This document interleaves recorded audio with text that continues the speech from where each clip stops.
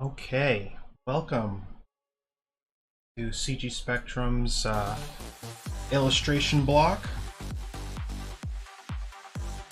Let me turn down my sick beats and make sure this thing is actually recording so I'm not talking to myself for 2 hours.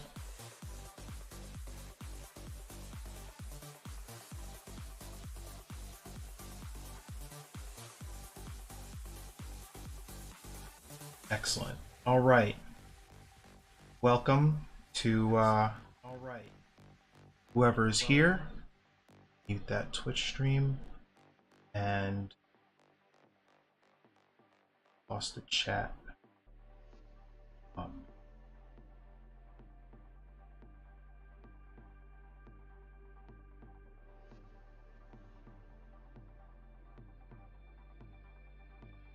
So if we have any CG Spectrum students watching, any of my class watching or on board today,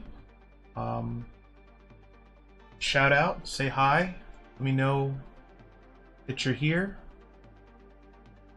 And if you see me squinting really hard at my second monitor, it's because I need glasses. It's all a blur. But I will make out names and see. Ahmet. Hey Ahmet, how you doing? All right. Organize these windows we got going on here. Okay, so see my screen. You can hear me okay out there? I'm hoping. I know there's like something like a 20-second delay.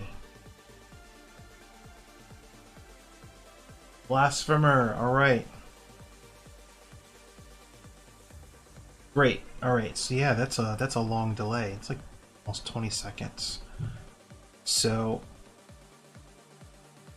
crystal clear. Can you still hear my sick beats? Is it like subtle in the background? I need to make sure you can hear my sick beats. Not sick if you can't hear it.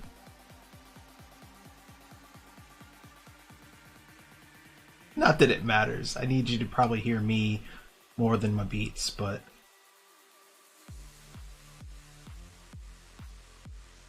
Yes, I can hear. Excellent. All right. So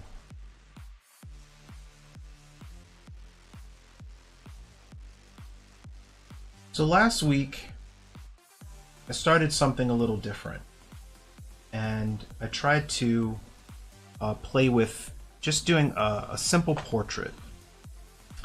And I figured I would just do that again, have some fun with it.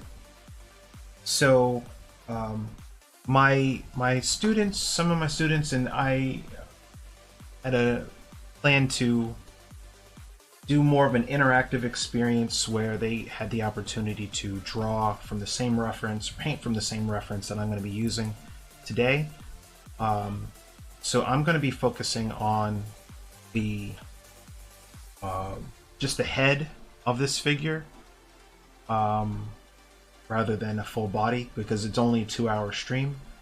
And within that 2 hours, I'm going to try and block in as much of the face as I can, while also talking. And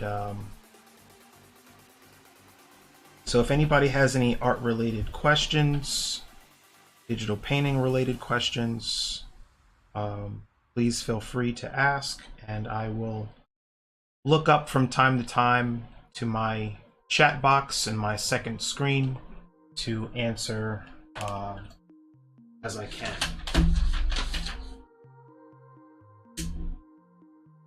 Not that help. No.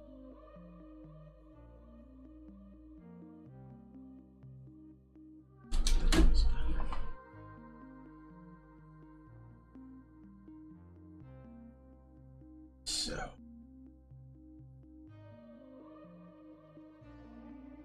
let my students know that I'm doing this so that they can jump in.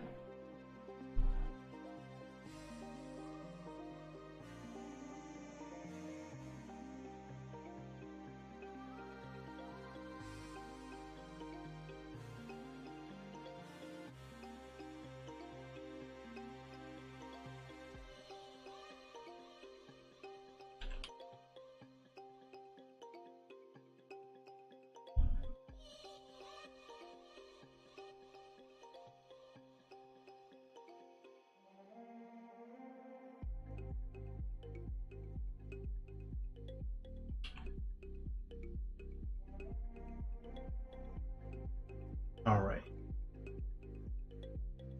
So I have my reference here, and I am going to just sample this. I'm going to copy that. Bring this over to this window here so that we can keep all of our information together on one screen.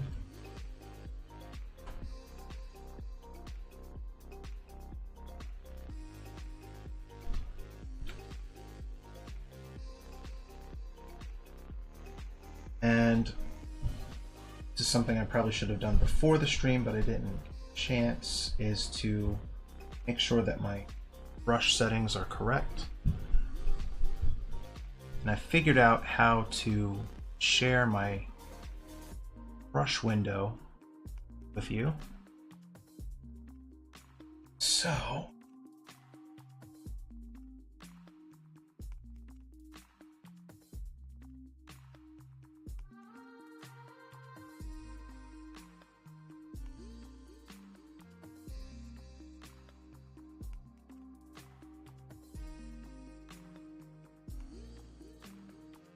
looking for a very specific brush, same one that I had used last week, and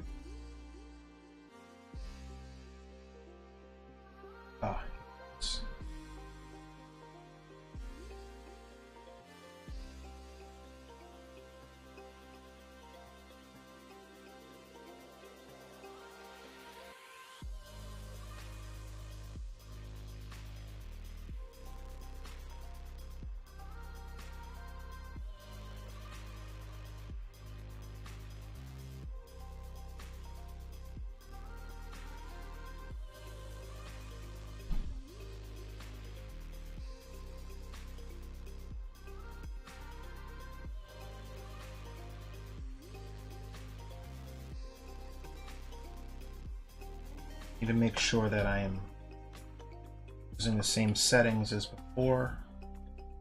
It can get a little frustrating if you're not using the right brush settings. Pull off what I want to pull off.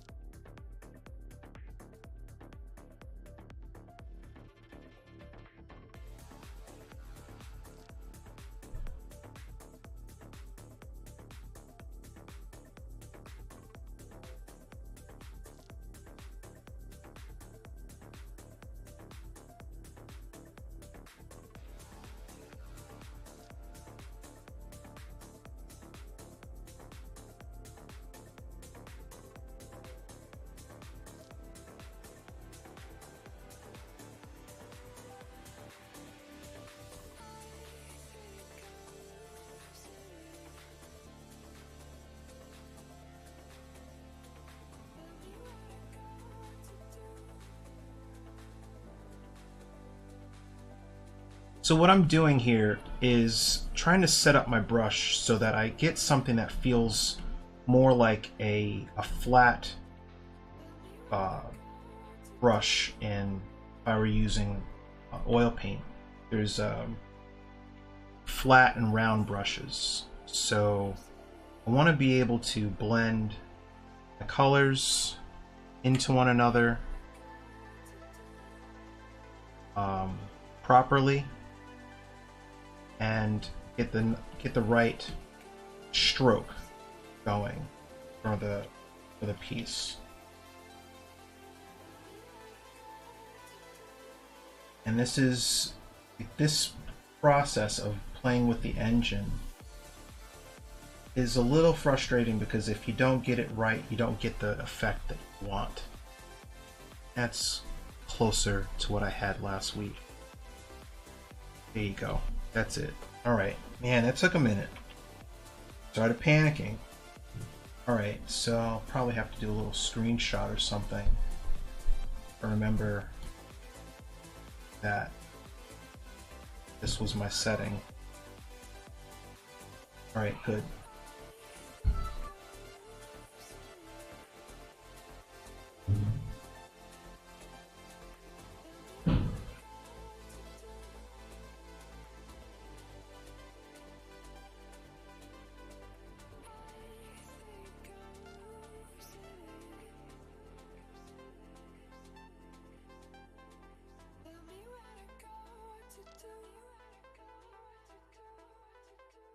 I hope everybody's doing okay today.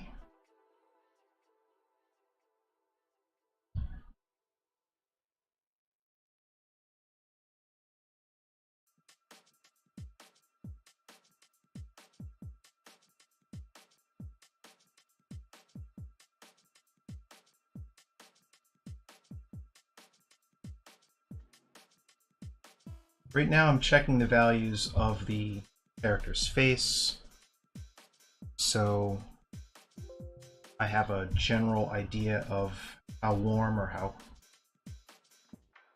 what his general skin tone should be. how warm or how cool the skin tone should be.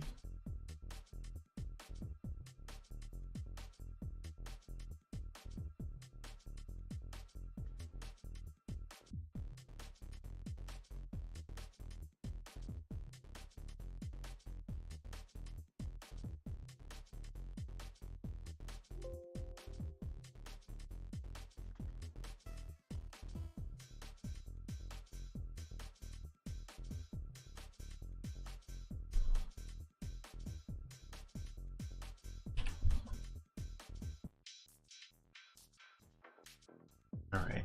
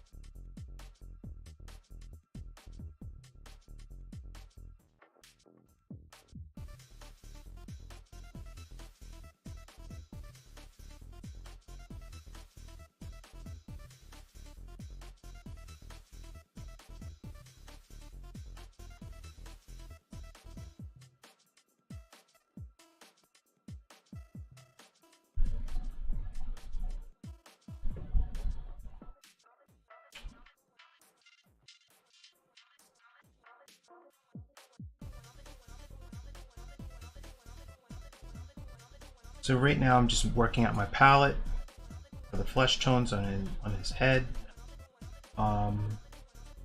In oil paint, this would be the equivalent of me pre-mixing my palette, pre-mixing flesh tones that I'm going to use on the face. So, hi Maxine, all right.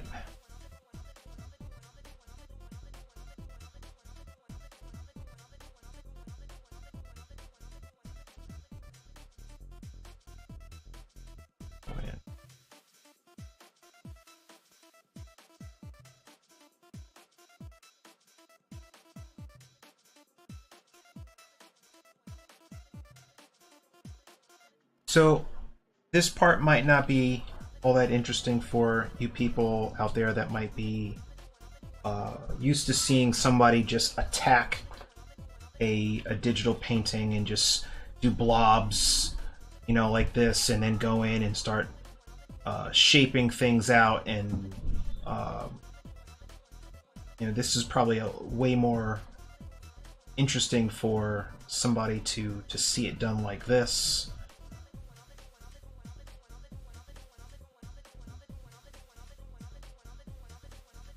As a start, and then start to refine and paint into this blob.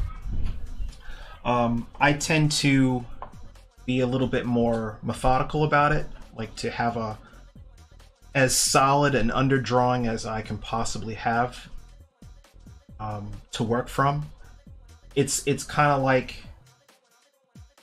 I look at it kind of like you want to build the house before you start adding the furniture, right?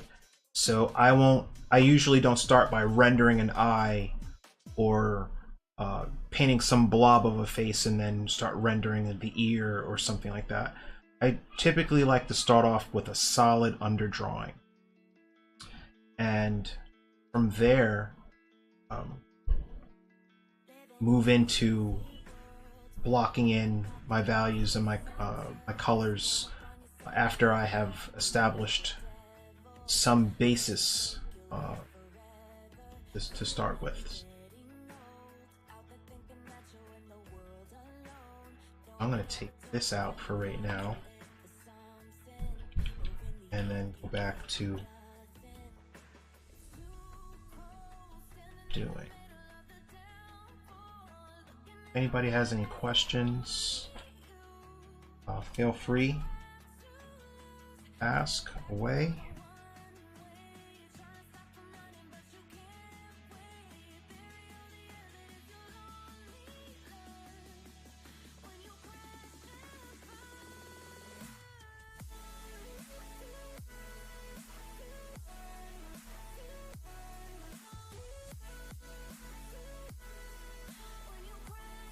So I like to kind of start out with this feeling like I'm chiseling away at the form. I've kind of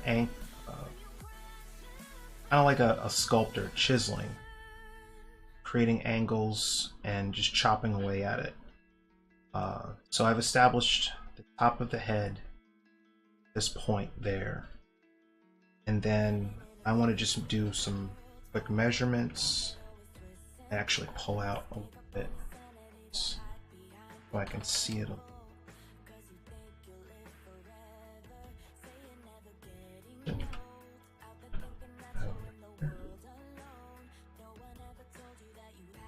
Patrick, hello.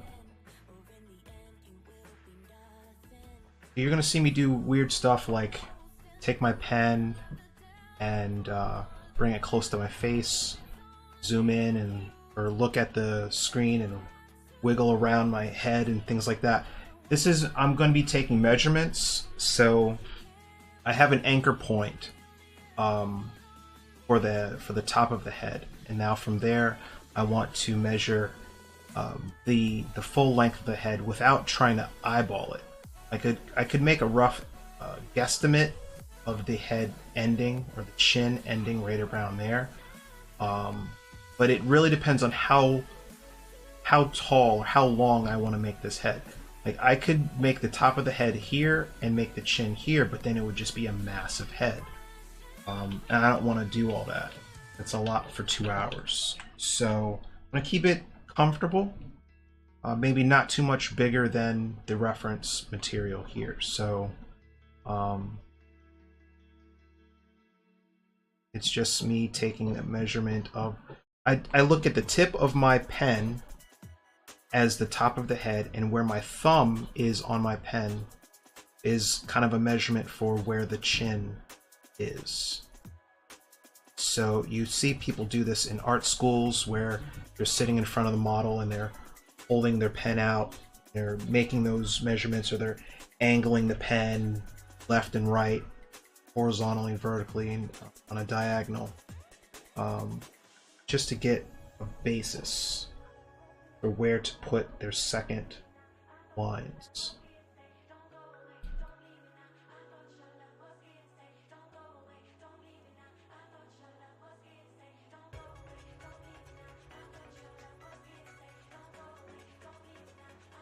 And if you are a student at CGS Spectrum and you have already you have the reference post that I put in the Slack channel, then that's great. Attack it however you want to. This is just my way, so you don't have to try to do it. So just want to let you know that, okay?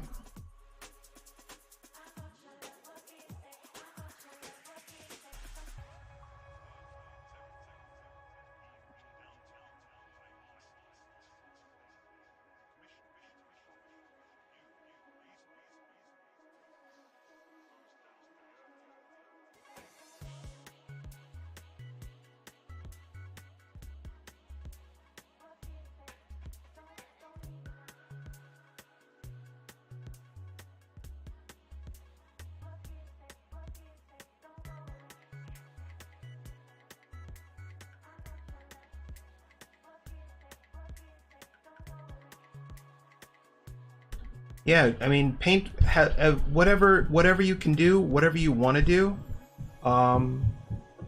This is just me, just drawing for accuracy, or as accurate as I can get it within the time limit, in the time frame that I'll be working. So, like if this were from life, the model would only be posing for a certain amount of time before 20-minute increments or something like that. So the model would get up and move around, and within that first sitting, in that first 20 minutes or so, you want to try to get as much of the drawing down as possible.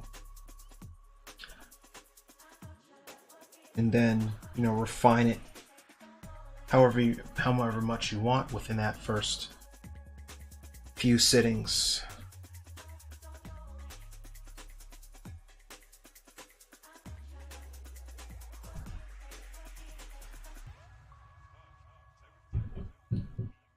And I know I'm going to have to do a couple things with on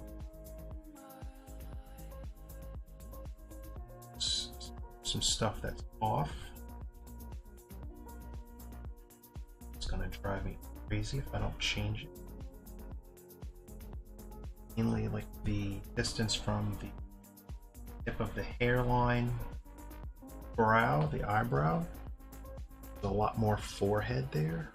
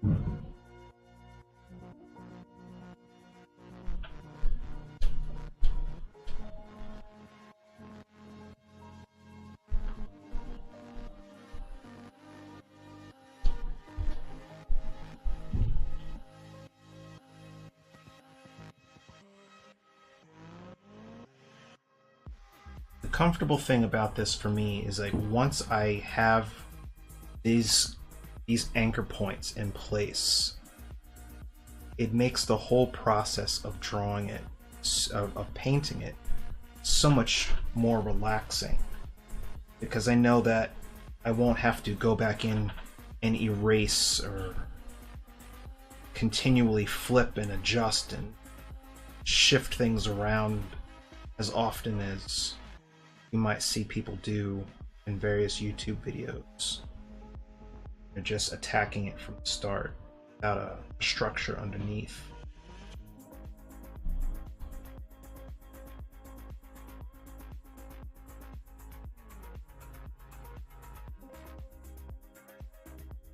You want to just kind of find the general shape, silhouette of that head, and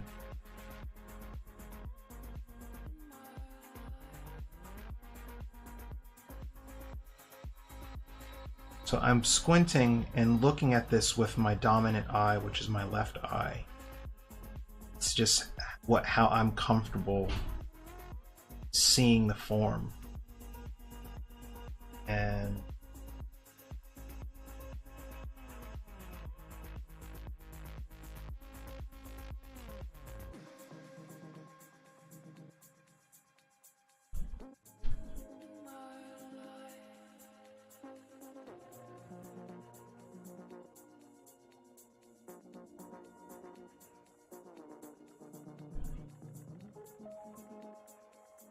Husky, hey Husky Art, see you streaming. Been thinking about taking a course for a while now. I have such good experience with CG Spectrum. Come on through, man. Come on through. I would be happy to have you.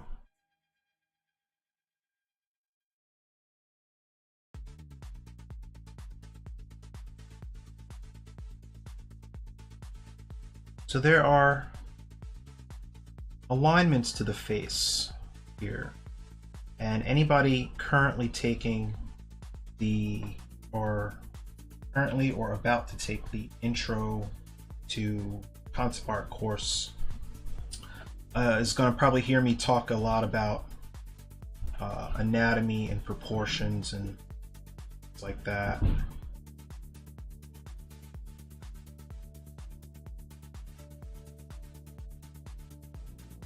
And so now we have to adjust the height. That was the old anchor point.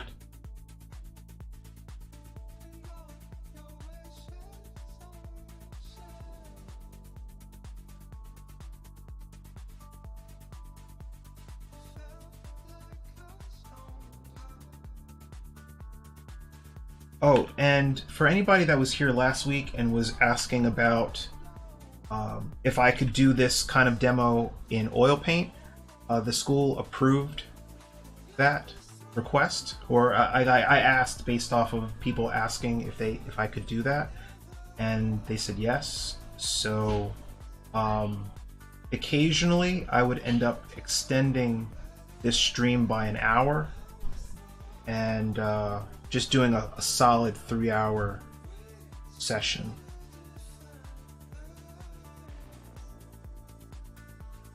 Which I thought was pretty cool. I'm going to do a little lighter brushwork here because I want to establish angle, head, eye line. And if Nikita is in the room, one of my students, she was asking about, well, how do you draw eyes? This is how we would go about it. So I'm just taking an additional measurement right now from the edge of the ear, the tip of the ear, the outside of the ear, to the outer corner of the face, on his right side, just to make sure that my measurements are correct. I need to establish the cheek and the jawline before I go crazy trying to lay in features of the face. Build the building before you start adding the furniture. This structure that I'm putting in place for the forehead, the ears, establishing the exterior lines, the jawline, all that stuff is the foundation. And then once that is in place and I'm comfortable with it, then I can start. Then and only then will I start laying in the details of the face. So, like for me, it's not about speed, it's about accuracy, right? So you're gonna learn how to digitally paint and just knock something out if you just attack it like you would see in some of those YouTube videos. But they're not painting for accuracy. They're painting just to show you, look what I could do in half an hour, look what I could do in 90 minutes. Well, that's great, but you're not really going for accuracy, you're going for speed. You know, when you're doing life drawing practice, you know, it's all beneficial, whether you're drawing for speed or whether you're drawing for accuracy. Because if you're doing it for speed, that helps you in the sketch stages of, you know, illustration or concept design projects where you need to be fast.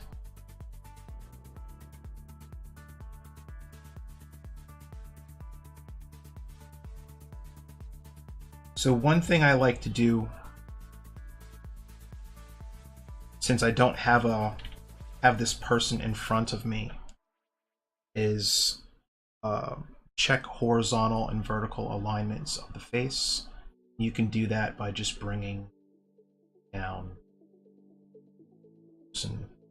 these ruler lines, so I can kind of check on things and see technically where the brow should be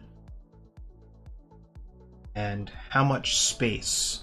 We see that this face is on an angle, it's sloping in, but I need to know like how far in. So if that ruler line there drop a line down. Kind of look at the negative space created between the outer edge of that face and this ruler line, and kind of start to establish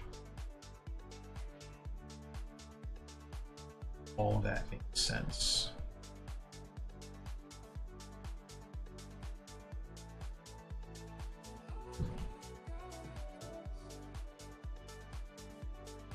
Go for it, Patrick. Go for it. Now, remember, this is just for you. It's not about peer pressure or feeling like you have to show anybody anything. All right? This is just for you to practice and get better. Just, you know, I need the practice. I'm excited just to be doing this because I never really get to sit and draw for fun. It's always for a job or something.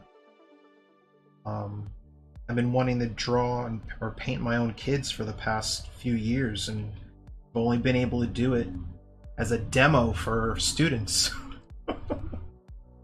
So,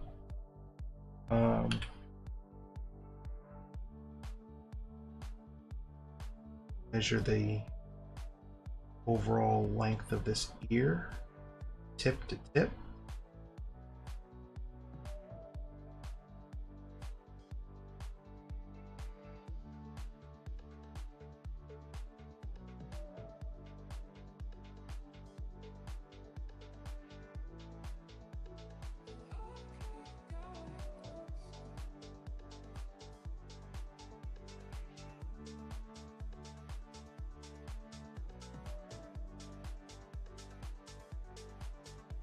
And we can see that the outer edge of that ear, the outer edge of the skull here, we draw a line straight down, should be in alignment with the outer edge of the tip of the ear, the earlobe. That's about where I put that anchor point.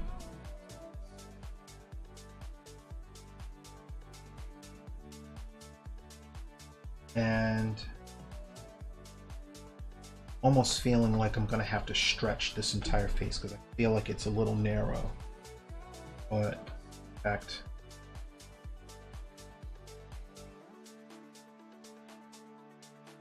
this is the miracle of doing it digitally as opposed to in pencil, because I would have just had to erase the entire thing.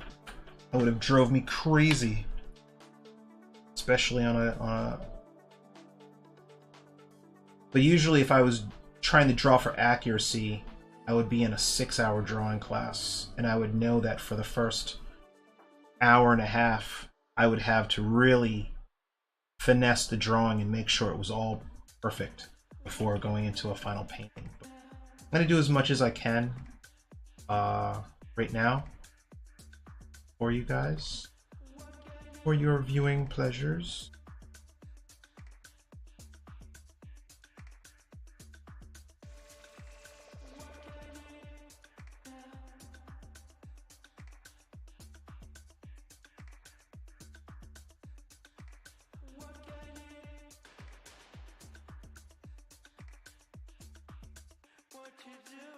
You have to think about the shapes of the skull, the angles, all of the different planes, top planes, side planes, all of the different angles and that make up the face. So you're going to see me drop in a lot of very light lines here that make up the structure of this face.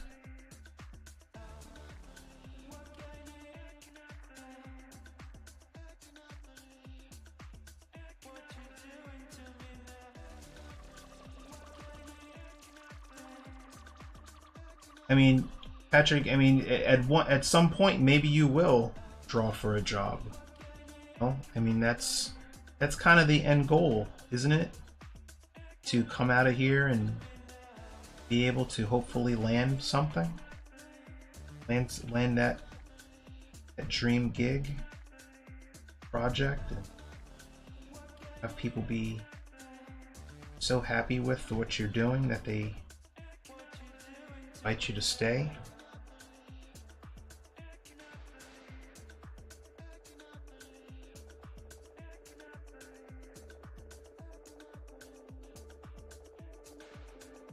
Fine. Here. It's full.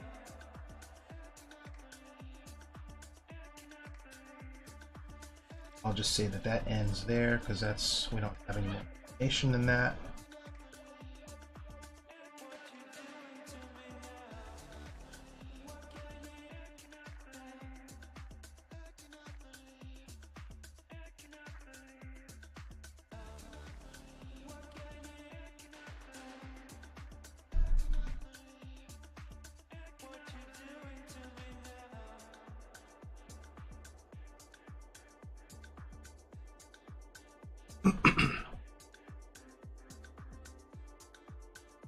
So the fun part is going to get into when we get into the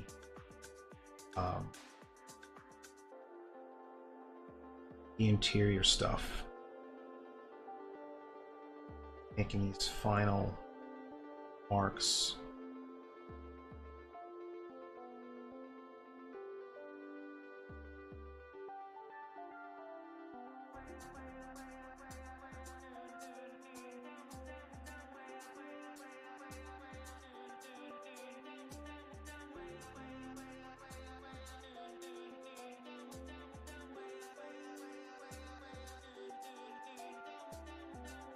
Off.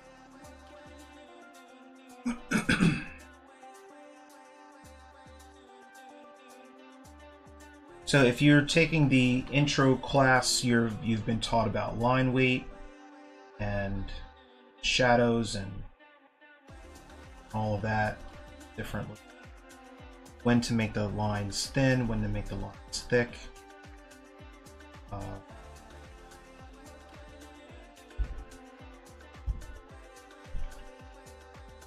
Yeah, I mean, it's all about, yeah, Patrick, it's all about time, patience. You know, everybody, like I tell students, not to be frustrated by if you see people, you know, coming out of the program and instantly getting jobs or winning awards or something like that. Everybody's path is different. Everybody's artistic ability when they walk through the door is different. But what is up to you is the amount of, is your work ethic. It's the amount of work you put in. Because I've seen students that live at home with their parents not put in half as much work as somebody with 3 kids and a full-time job. So it's not about talent, it's about work. How many hours a week are you spending drawing? How many hours a week are you spending practicing, enhancing your skill set, learning a 3D app or something like that, or learning color, how to blend, all of those different things, because it all comes together. All comes together at the end when you see a job ad and you go, you know what? I know how to do that. I'm confident that I can do that.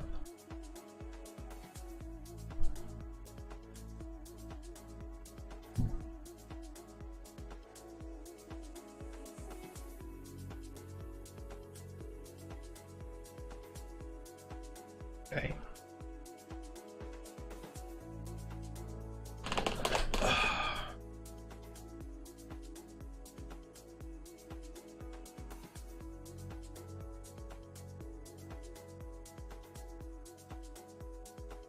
Closer. Yes.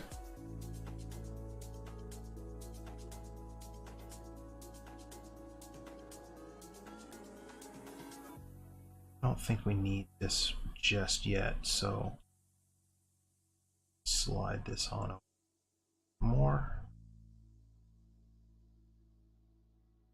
I'll get into what that little palette is in the corner, and how to use it if you're new to this stream. Um,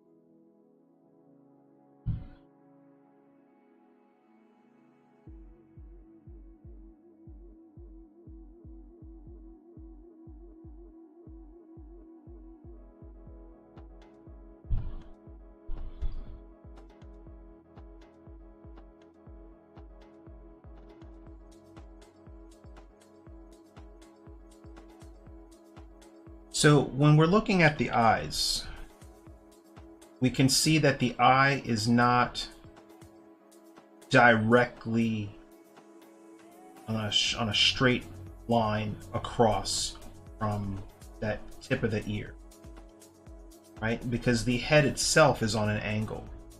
So the eye is slightly below the line for, and if this were in pencil, I would be drawing a straight line across very lightly and like a H lead or 4H or HB very lightly. And I can control that with the amount of pressure I apply to my Cintiq or the opacity of my brush here. But I draw this line so that I know where the brow is. Brow should be.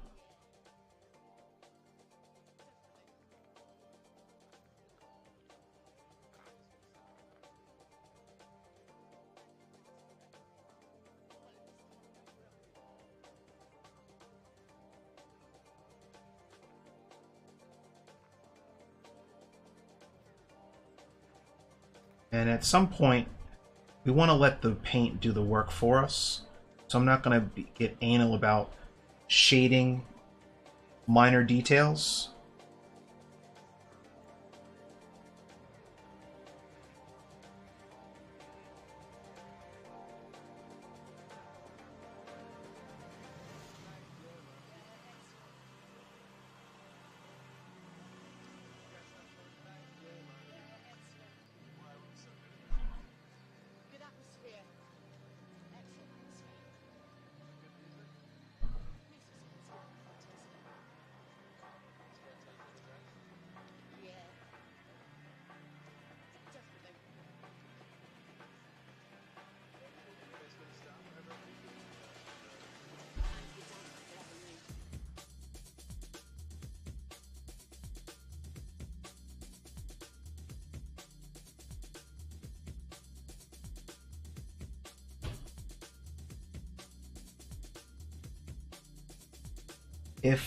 If somebody else is out there other than Patrick that is drawing along with us from CG Spectrum, please say hi. Let me know who you are, or whose class you're in, what are your, what you're doing.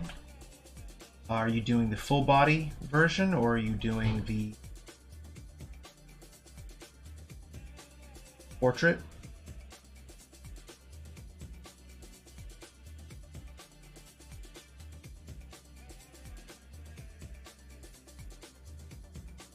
Curious to know who's breathing on the other end of the video.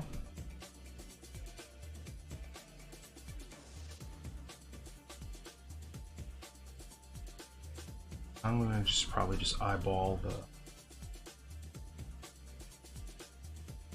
shape.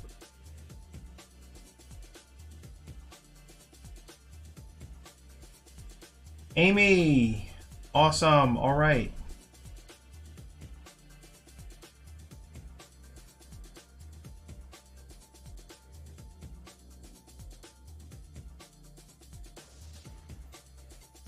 Wow, you're up early. smokes.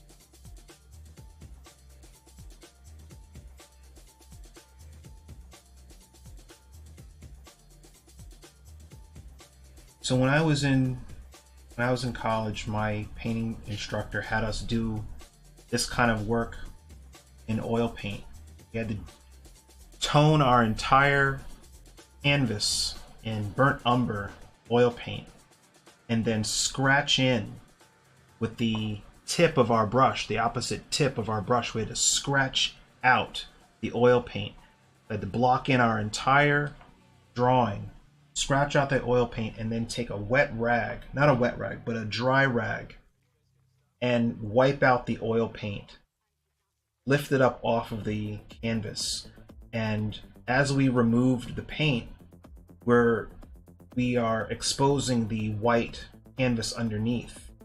And that's how we did our value studies, or worked out our values before painting. We would do these very intricate, carefully rendered studies, and I loved it. Well, loved, hate. Is that a thing?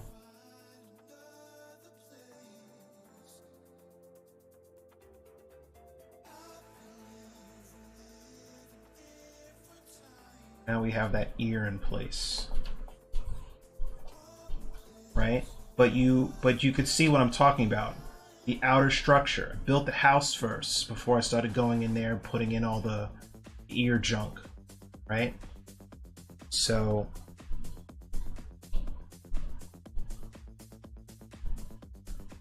that I have a basis for where this face ends, I need to put in the shoulder.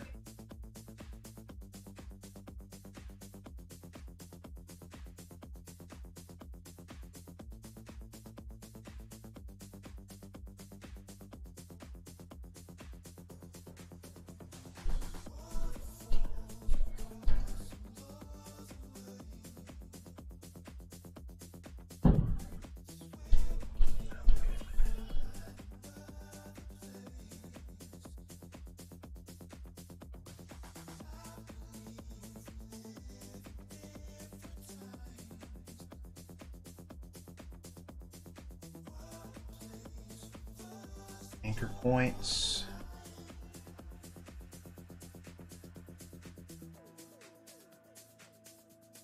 See that tip of that shoulder is there. There. So our see, that's what was thrown off. Wrong. So we're saying shoulder here, line for back,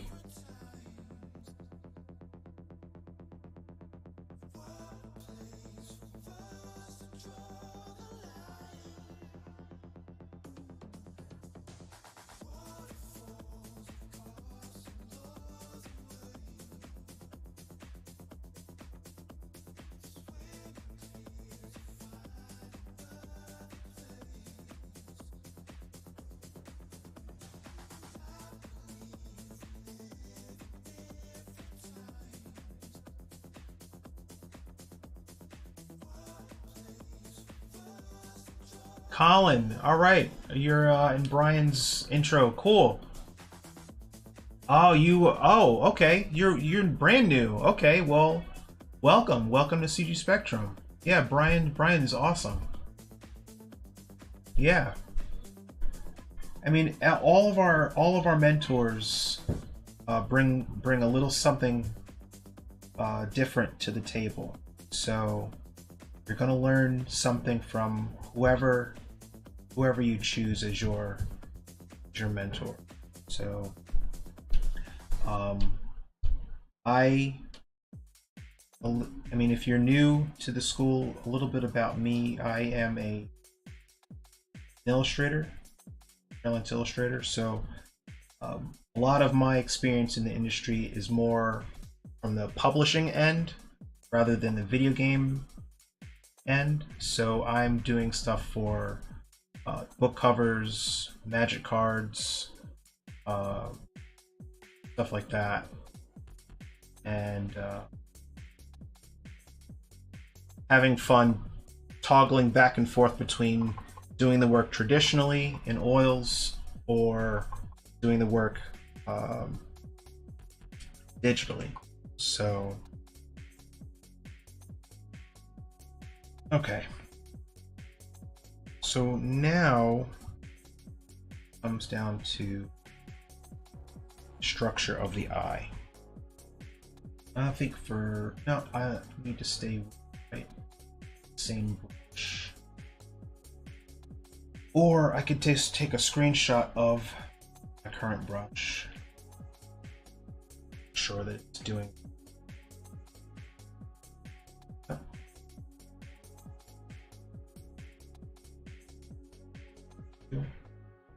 Smooth. So I'm going to screenshot of that.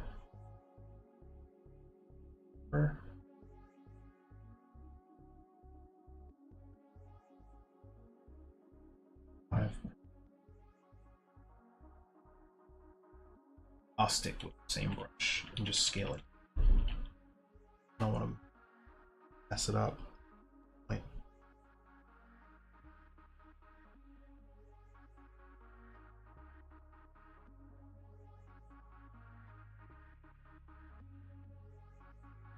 Well, I'm glad that that we have a turnout today.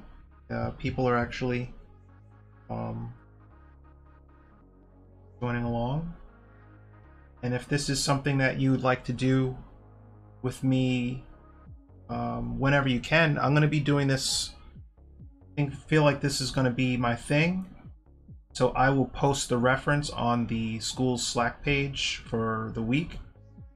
And you can just, I don't know what your setup is, but if you want to set up something on a second monitor and or on a laptop or something, and then go into it, feel free. Always fun to do like that.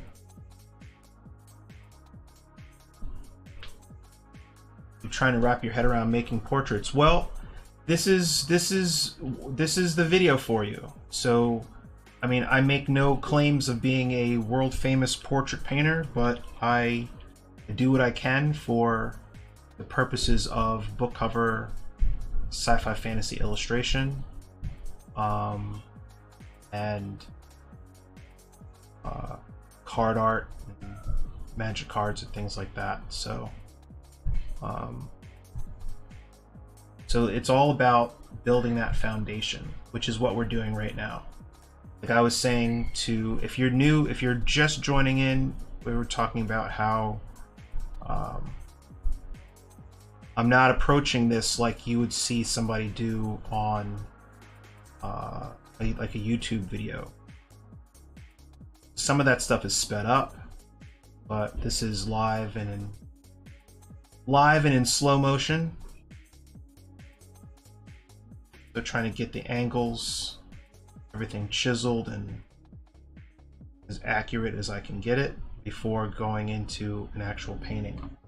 So I think that for the purposes of this piece, I think that I'm going to finish drawing the eye, probably block in the nose, and then I'm just going to dive right into painting for the second hour of this, so that I can go into how I blend colors and all that stuff. Because the cool thing about the mentors with CGS Spectrum is that we each know what we're doing with digital painting, but we each approach this completely different. Like Brian and I don't paint the same. Brian and Bernie probably don't paint the same. Me and Hamza probably don't paint the same, and I know that Brandon and I don't paint the same. So You know, it really depends on what you want to get out of it, the courses that you're in, and how far you want to push your digital painting abilities. So anyway, if we look at I like using these rulers in Photoshop because we can look at the tip of the chin here, down in here. Let's clear up some of these. Get rid of some of these lines.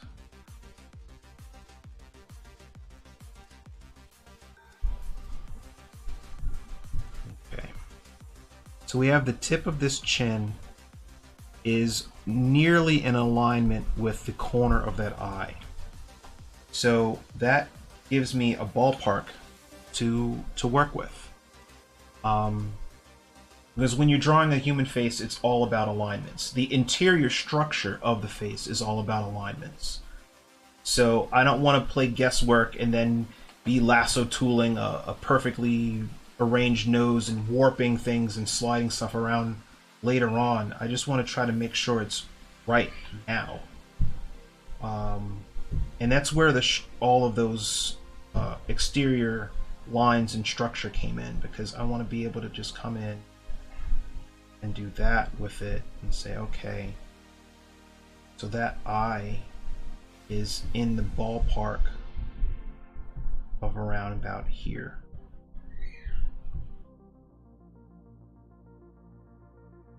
So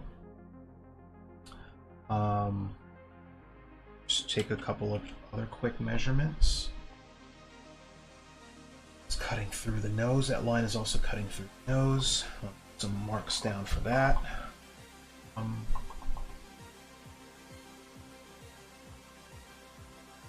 You know, I have a few friends that have done over 100 Magic cards. I don't know if they've completed their own decks yet. Maybe I can't remember his last name. Jesper something. Engine? I can't remember his last name. Like from Sweden or something. But I don't know if it was him or somebody else. Somebody from another country was really proud of the fact that you could play Magic with all of the cards that they've ever done. I thought that was pretty impressive. You know, they've probably been doing it since the 90s. Maybe not. Maybe early 2000s. And especially if they did a Planeswalker or got all their legendary characters together.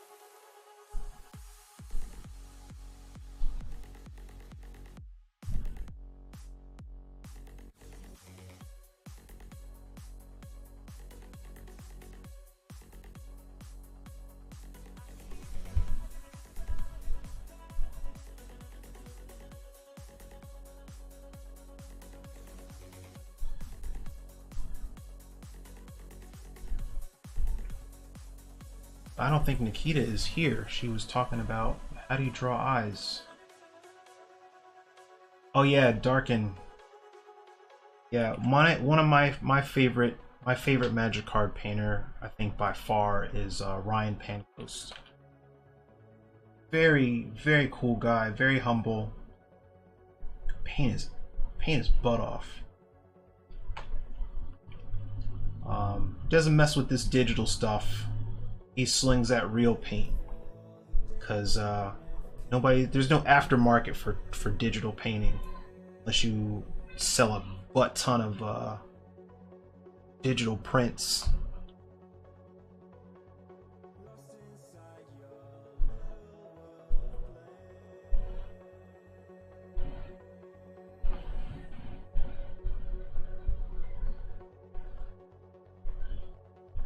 So with drawing the eye, it's as much about the shape, the outer shape of the eye, as it is the inner details, all that. But like once you have that in place, then you can start to build that stuff up.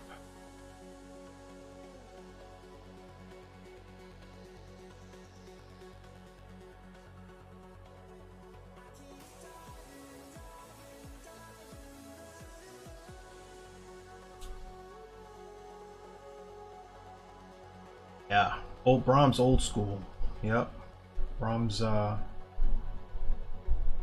Yep, Brahms. I mean, Brahms was like one of the first, right? Goes back to the 90s, from the origins of the game, D&D and all that stuff. So, yeah, much respect.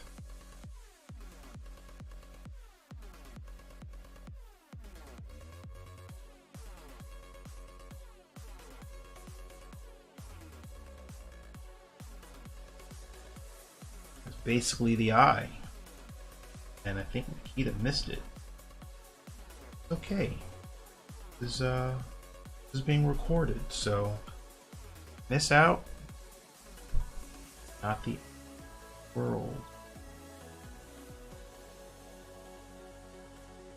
I'm just happy that I have a student in Australia that rolled out of bed and, you know what I'm gonna do before getting my bowl of Cheerios? Watch Eric paint an eyeball. Thank you very much. So, what do you say we get into actually slinging some paint around? Because I'm getting bored watching myself draw.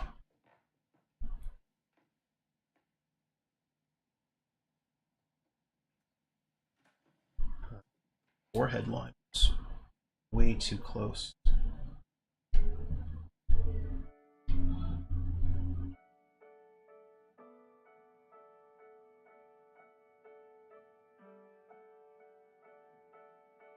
Okay.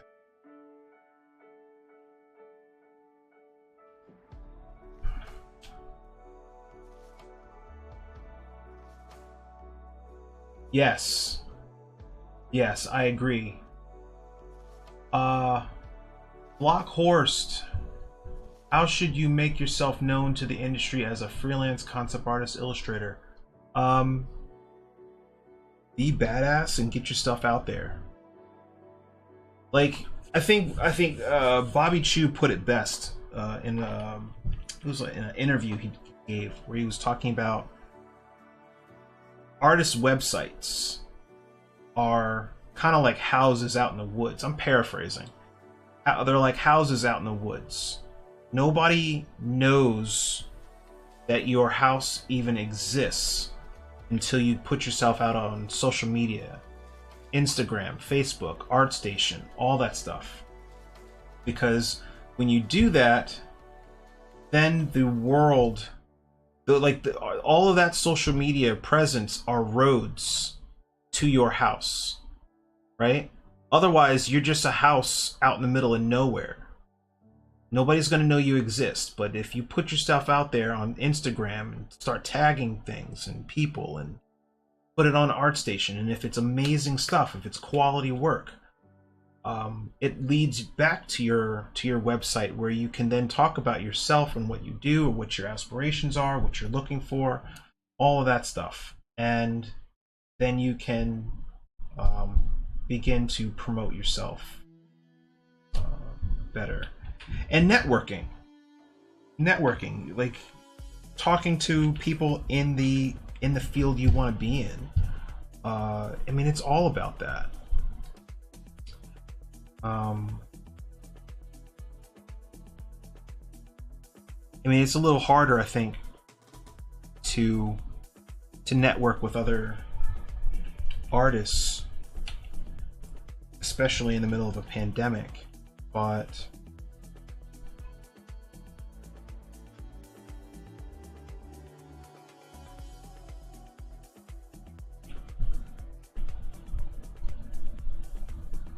all right. So his skin tone is a little warmer. And let's dive into this.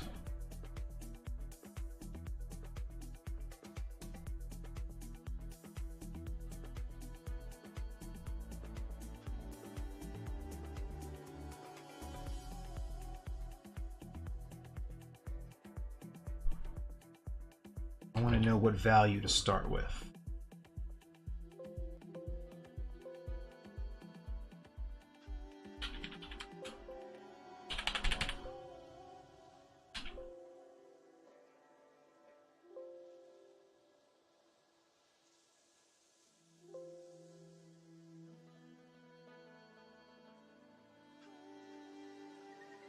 So this is how I used to start off digitally painting, which is very similar to how I work in oils.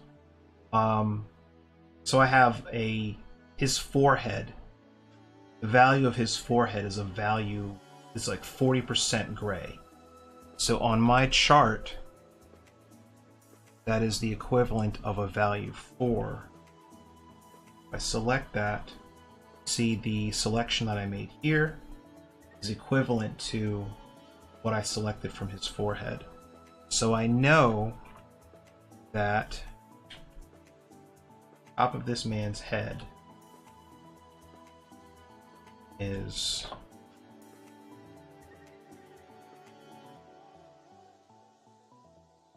right about there as far as color. I mean, this is a very methodical, very careful way of painting. It's not, I don't recommend this for people unless they really want to learn how to control value. You know, as opposed to just diving in and painting it. But are you only drawing one eye because you're short for time? I am short for time. This stream ends in half an hour, so I just want to try to... Typically, I would have, like, I don't know, this would be a 3 to 6 hour pose, and I would try to get through as much of it as I possibly could within the time frame.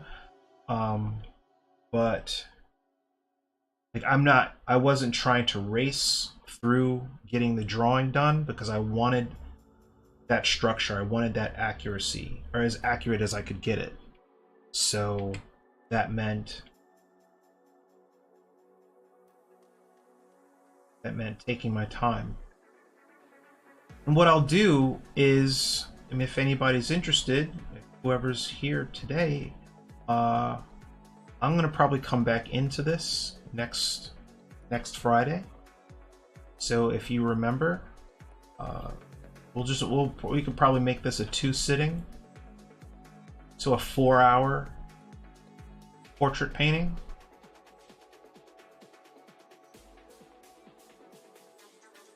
And then I'll move on to something else, a new pose. So let me know if that's something that interests you. If you would like to hang out for a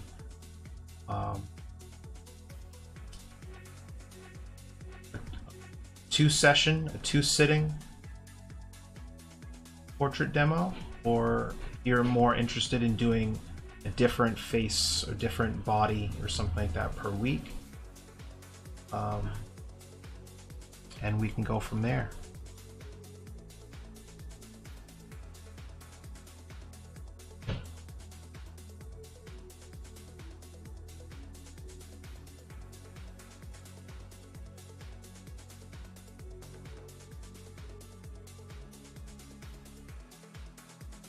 Saying this week I can only do the grayscale version, and next week I can try to do the direct color method. Yeah,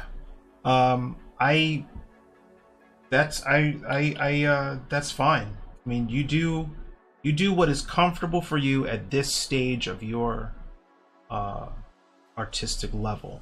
I don't want you to overwhelm yourself with anything, just yet. So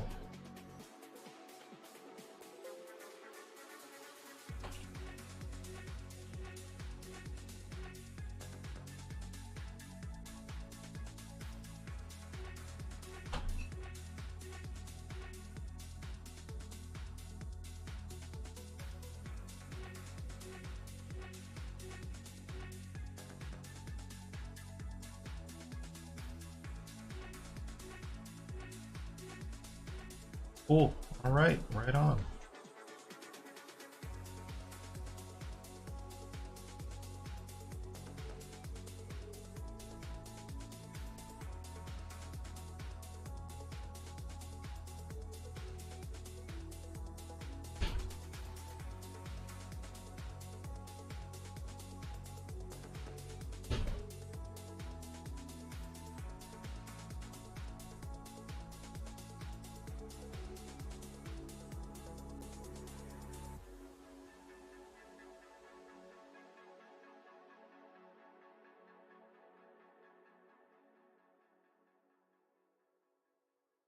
So what I'm going to do, just for the sake of time, instead of trying to eyeball my color, I'm just going to color sample it from the reference, which technically isn't cheating because I'm not painting over the photo, and I drew the face, so, or as much of the face as I could. So I feel a little better about that than if I had just tried to sit here and, what do the kids call it? Photo bash it. Sit there and retouch a photo and paint over the photo.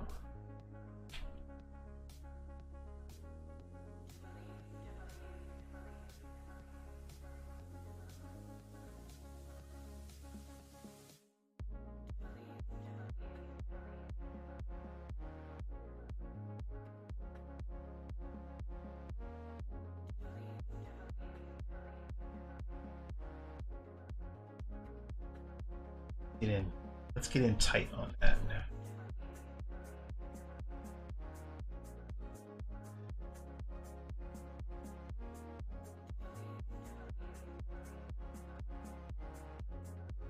So do we have any traditional painters? Anybody that's messed around with acrylics, oils, watercolor, anything like that in the audience?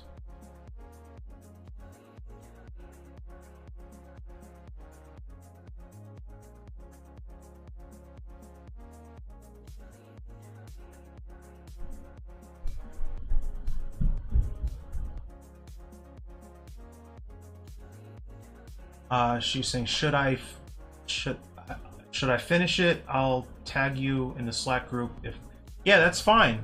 Yes, please do, Patrick. I'd love to see what you did. Please do.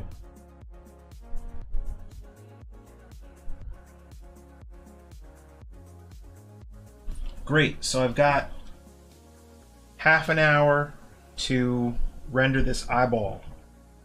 Good. All right. So let's dive into that.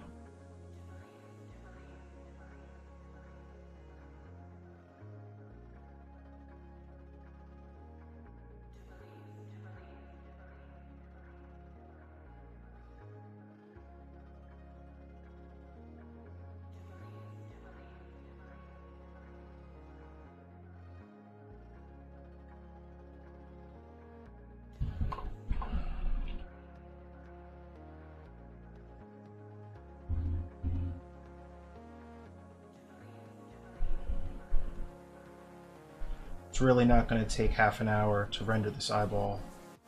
Kind of more like, probably going to take more like 10 minutes, maybe less than that. Oh. Here, let's put 10 minutes on the clock. I've got this really cool app, which I highly recommend you get, because it's called Cool Timer. And you can time yourself when you're painting or drawing anything. There's Cool Timer right there on my screen, and we're gonna set it for 10 minutes and 2 seconds. And I put it for 2 seconds because it gives me time to press the start button and then go back to painting. All right, 10 minutes on the clock. Let's see if I can paint this eyeball. If I fail, then you can all hang up on me. You're like, that hack. We should be watching Brandon's streams. This guy's lame. He couldn't even paint an eyeball in 10 minutes. No pressure. God, how do I paint an eye in 10?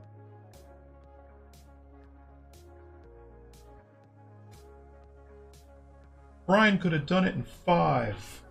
Yeah, no doubt.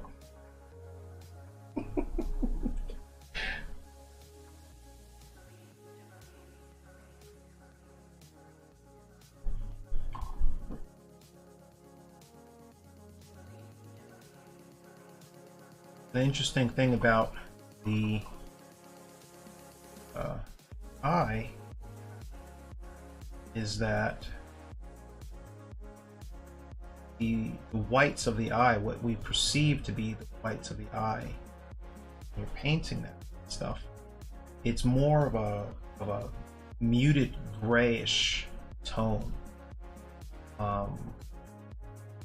And actually, I'm gonna have to switch up the brush because I'm not like, I don't technically paint eyes with a flat brush.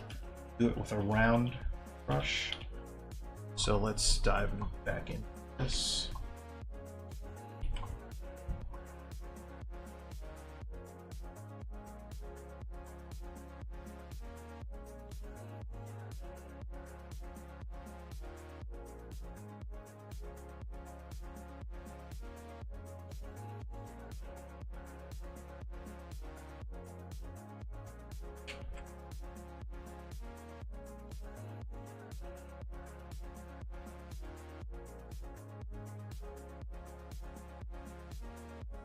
Brendan! Can't talk, I'm under pressure. Everybody's gonna hang up on me if I don't paint this eye in the next 10 minutes. They actually planted the idea in my head, and they're peer pressuring me. There's somebody in like Switzerland right now waiting for me to fail. Pretty sure of that.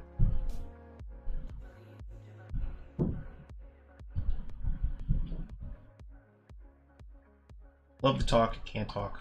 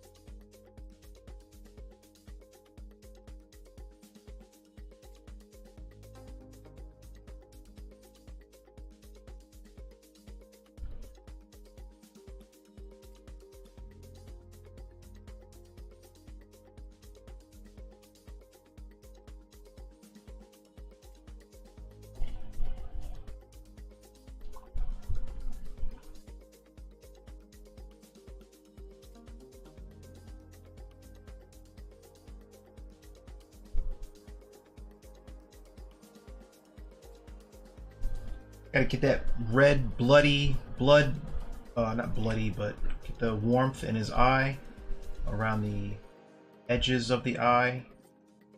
A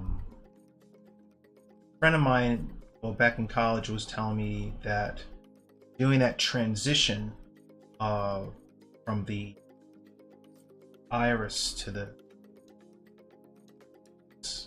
pupil to the whites of the eye, you want to have some like a cool transitional tone in there.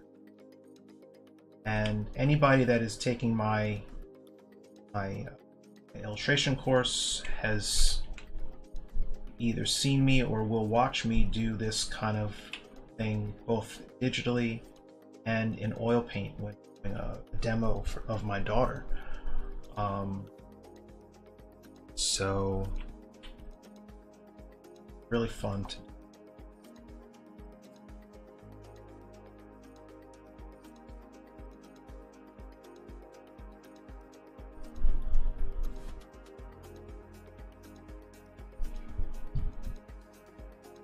I almost my close. I still got bags of time. Holy smokes. It's cool, no pressure. No pressure, no pressure. I think my question was just answered by you changing brushes right then. Oh, okay, so, or is this, hold on. Eric, do you have a cursor set so, oh, hold on, I'll have to get back to you. Hold on a second. I'm on the wire here. Right. Gotta get some whites of the eye, get that liquid popping in there. Right. That juiciness going in there. And put that same little that little white spot in there. Now it's starting to look a little wet. Good. And oh my god, 3 minutes. That's just the eye, not the whole brow and all that stuff, so settle down.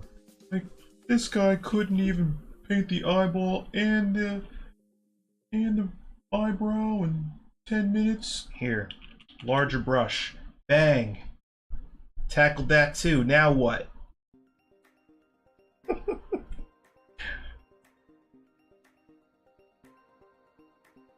What a hack. He used a bigger brush. There we go. That. And so we can get back into blending this stuff. And but what I show my students is that a lot of this is because my brush settings allow me to blend my foreground and background colors at the same time based on the pressure that I apply to my screen, to my Cintiq. So the paint is actually mixing and blending as I go. My god, 1 minute. Can he do it?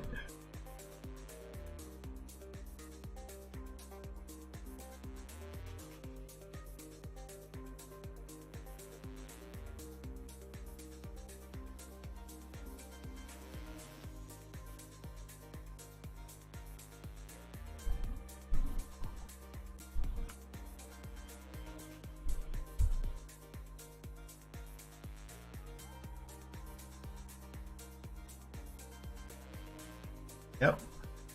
Go. Put some eyelashes in there. Blah blah blah. I'm not one of those every blade of every eyelash, just a blob. Just suggest the eyelash is good enough. And let's put a little accent brown in there for the eyelid. And 40 seconds on the clock. God, is he gonna do it? Let's blend some of these brushy stuff and junks out of here.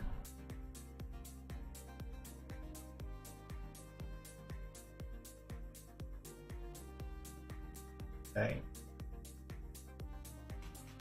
So here we go. An eye.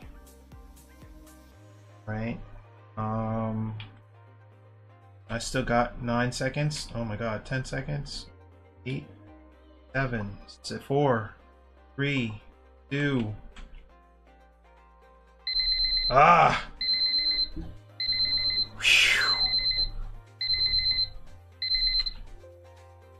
Okay.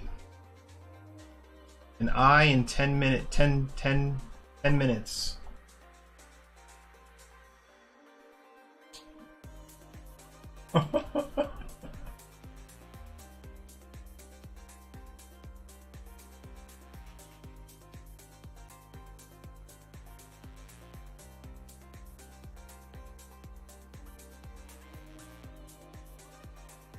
Well, okay, so Jordan, you're asking, I've heard that adding little dots of pure color like a light blue help a feature pop. It depends on what feature you're talking about, okay? Around the pupil of the eye, I used a slight light blue, like a desaturated blue, almost a gray, around the pupil, so it's a transition. It's not in the photo, but it makes the eye in my painting look in some ways more natural than the actual photograph. So, but we also have to have an understanding of temperature zones in the face. Okay, so you can put cooler tones in a face depending on where blood is pooling up.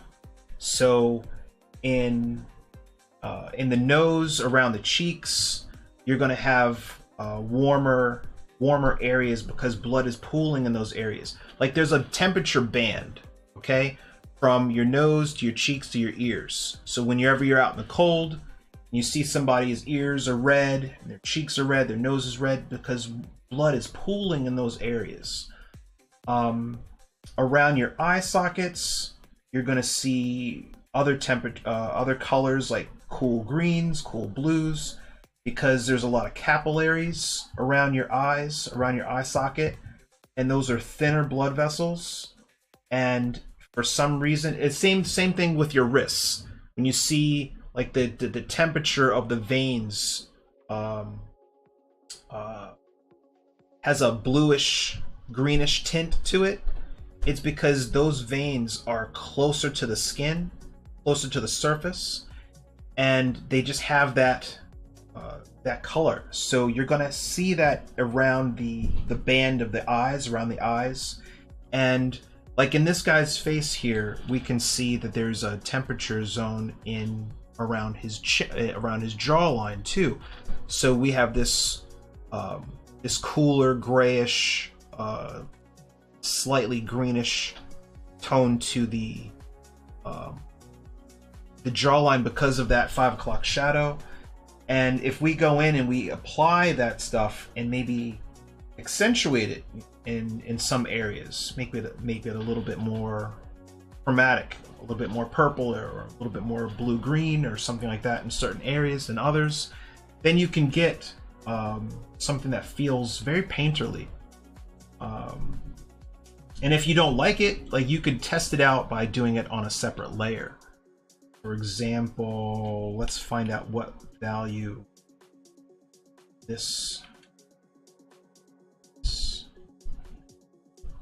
So we're working with a value 3.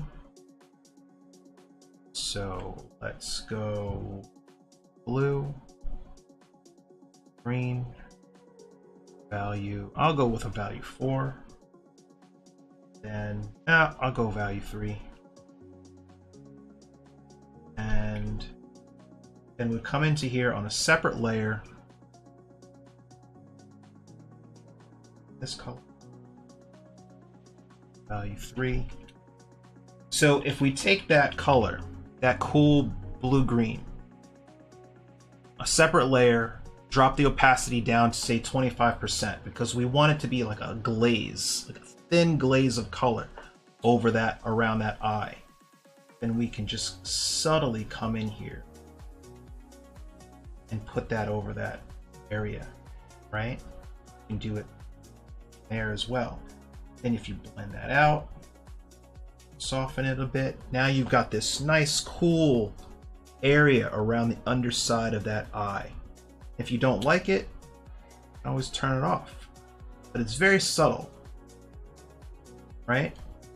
And that cool blue-green is mixed in with the background color here, which is the undervalue, that brownish tint. So the way I have Photoshop rigged up is that as I paint, full pressure, full opacity, I'm getting that foreground color. But as I lighten up off of the brush, it's starting to transition into that brown, and then vice versa. Full pressure, and then lighting up off of the brush, I start to get that green. That is exactly how I painted that eye as fast as I did, because my foreground and background values were blending together, and I was able to create halftones. A halftone is a mid-tone value between value A and value B, kind of like a value, value A and then value C. It's kind of like that value B is that halftone in between things. So I'm probably throwing a lot at people right now, but this is not half of what I throw at my students, which they know I throw a lot at them per week. But this is just having fun painting an eye and talking about colors. Let's see. Thanks, Maxine. Thank you. And I'm very glad that people have turned out and that people are getting something out of it.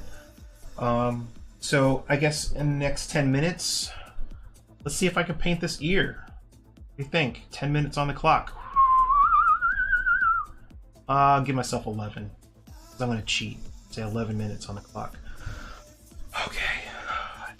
All right, I'm going to use a different brush this time. And go back to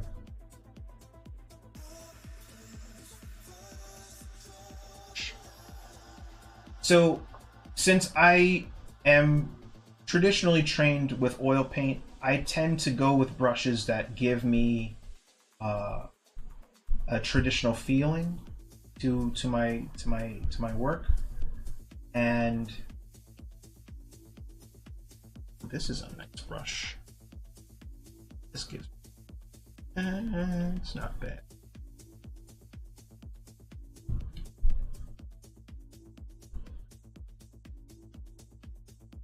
It's not bad.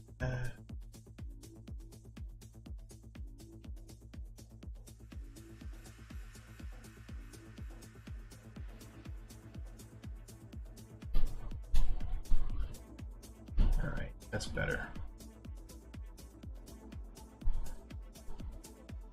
Sure I get my settings right.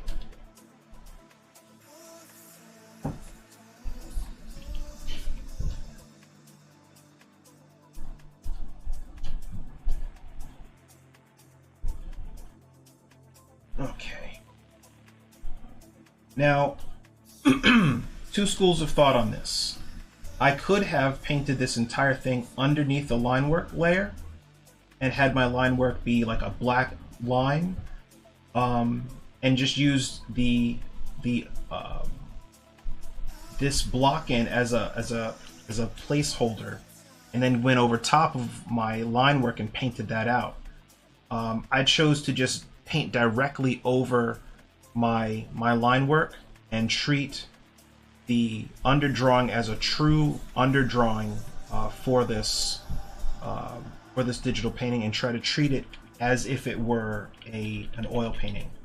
And that that might scare some people because it makes me instantly lose the drawing, but you have to be at a point where you're confident with your own abilities, confident enough to just dive in and be fearless. So that said, I'm going to try to be fearless about coming in and completely wiping out my ear. Oops, I didn't press start on the timer. All right, ready, set. I bet he can do it in 10. This guy in his 11 minutes. All right, ready, go. Okay.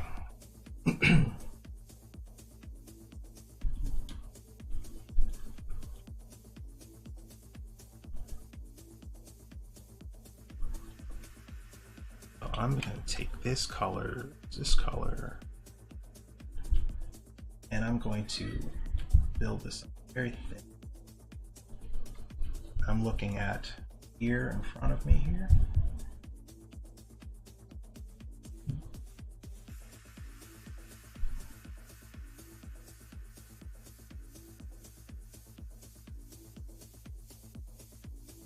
Guy's done messed up now, challenging me to paint this ear in 11 minutes. As I think I'm gonna be done in 8. That's right, I called it a Babe Ruth style. Babe Ruth style, on it.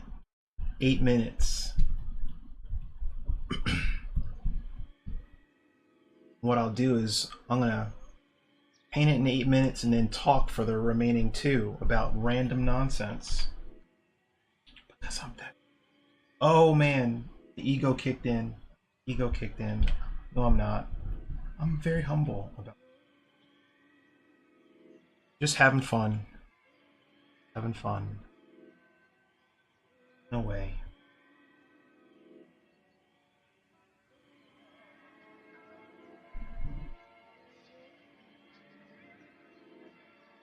So the underdrawing does a lot of the work for me in this situation.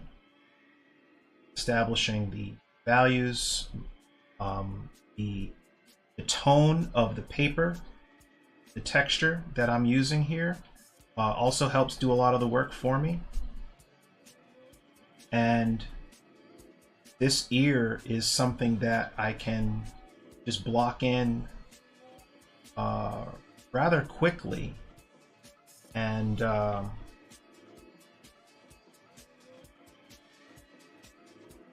within no time at all have something that feels natural. So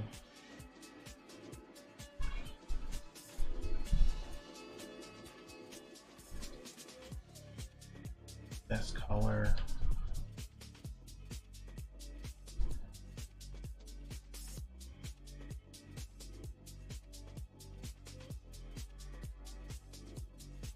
Color.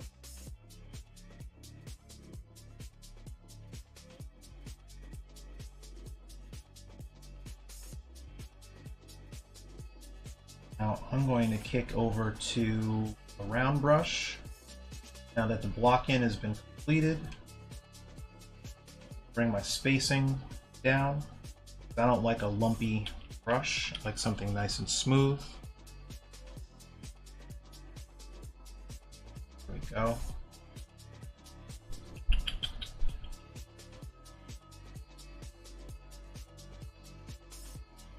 So I'm not getting too in-depth on how I use the brush engine or anything like that. I go into those kind of specifics with my students for my advanced illustration course. So this is just me using these that setup. Do this. Do it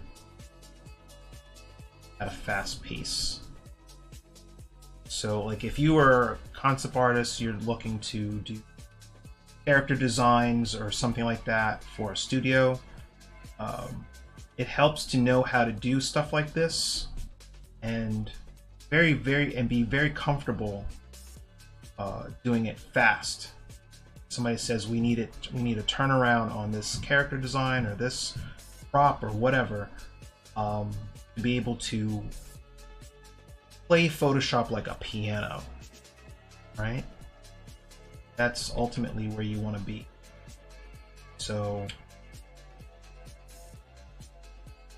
kind of like that episode of Star Trek Next Generation when Scotty is lecturing Geordi LaForge on how long something takes, telling Geordi, well, how do you expect anybody to think of you as a miracle worker if you tell them exactly how long it's going to take?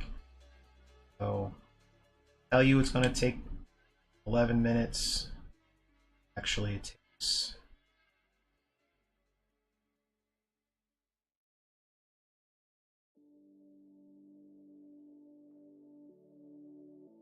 and done yet. Put in a couple other accents. Pop some stuff in. Pop.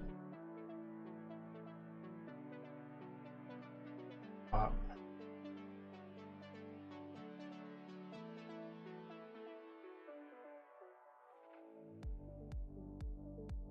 And then we want to hit these highlights. Pop, pop. So neutralize this color a little bit. Want it to be warm, but we don't want it to be too chromatic. We want the highlight to feel like a cool highlight.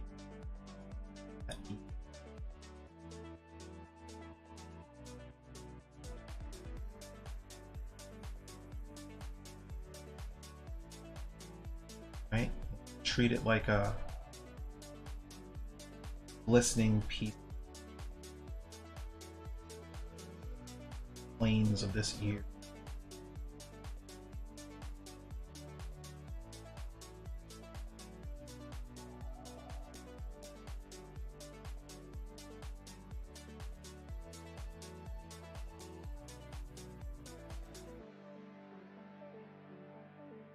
So there's some areas that are thinner than others, some areas darker. Thing.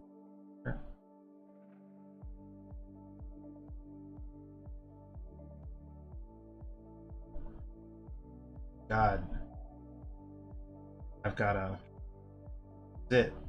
Right, hold on a second. Was I able? Did I call it? I think I spoke too soon. It's done in 8.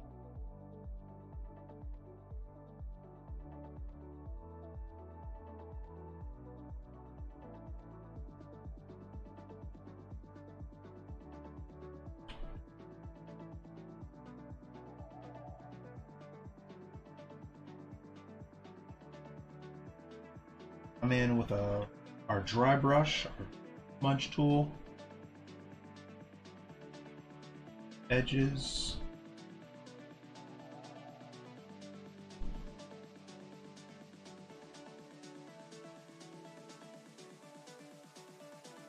and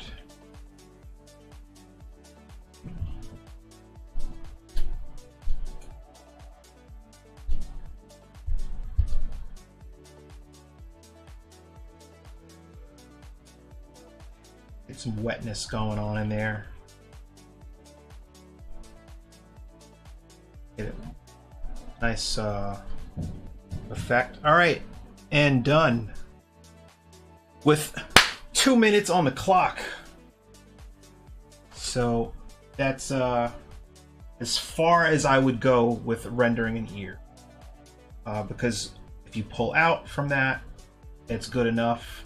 I don't need to paint like hairs on the ear or veins or anything crazy, but like this is a ballpark of what I'm talking about.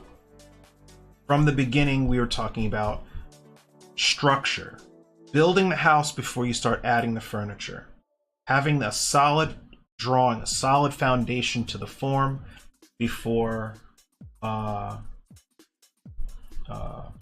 you know, you go any further rendering anything. Because usually you might see a YouTube video where somebody starts painting the ear and then they messed up and then they erase it and then they got to draw it again and then paint it over again and all this stuff. I don't have time for that. Do it right the first time and then spend your time rendering and having fun. Right? So that's kind of the gist of it. So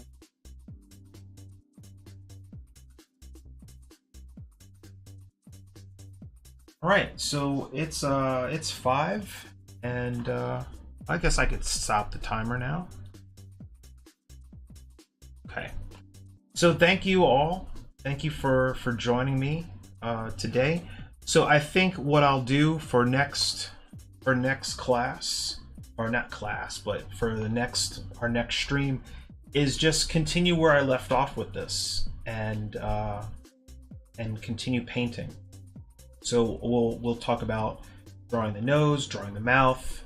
So I'll just continue moving down the form. So he's painted the eye and the ear today, and some of you might have gotten farther along and have awesome portraits to show for it. This is how I do it. This is my approach.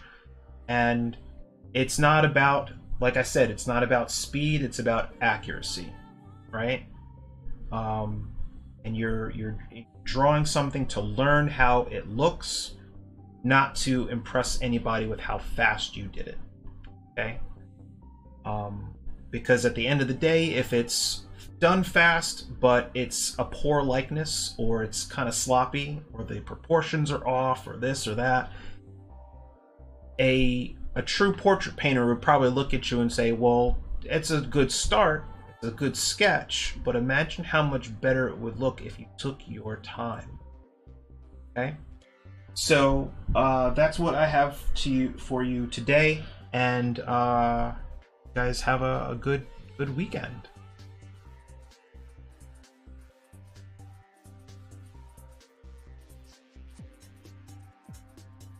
Bye, Amy. Good. Thanks for coming.